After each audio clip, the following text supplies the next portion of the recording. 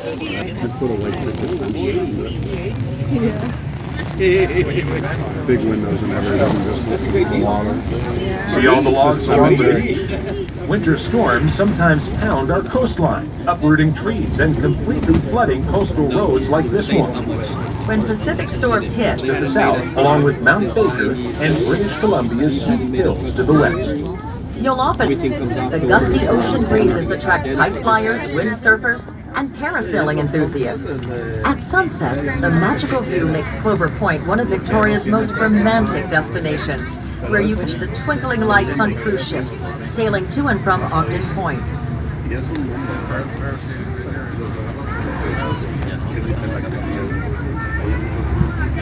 Imagine being a lighthouse keeper back in the old days.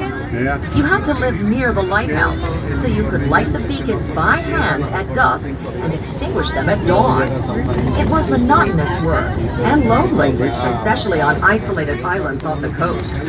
But it saved lives in the treacherous waters around Vancouver Island. Automated lighthouses have made the operations much simpler today, but sailors still rely on lighthouses to navigate safely.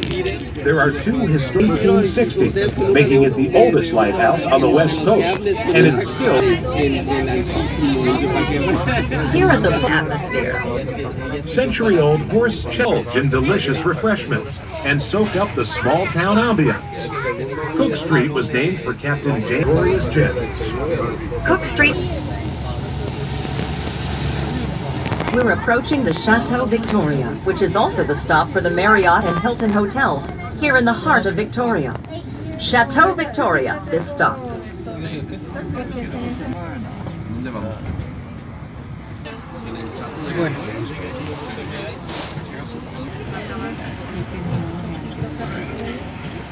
Stop at the Fairmont Empress Hotel. Here in the heart of Victoria, and enticing snack vendors. With street vendors. Yeah, I kind of was looking at that too. No, they don't. They just the U.S. is standard. Just ahead, you'll see a forest of totem poles. This is Thunderbird Park, part of the Royal British Columbia Museum. It features one of the world's finest collections of authentic First Nations totem poles and big houses. The museum collected original poles in the early 1900s, representing virtually every First Nations tradition along British Columbia's coast. Within a few decades, the wooden poles had started to decay in their outdoor setting. To preserve this vital link to First Nations heritage, the museum hired the Kwakwaka'wakw master carver Mungo Martin to create replicas of the originals. Martin sparked a new wave of interest in totem carving.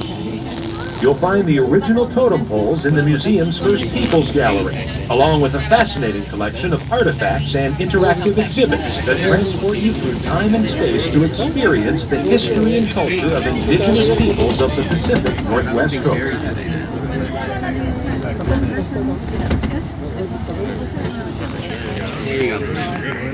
This stop, the Fairmont Empress Hotel.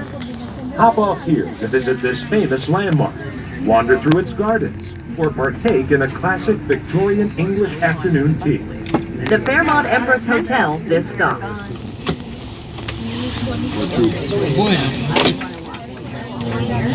might as well. Gotta go all the way down there. The entrance.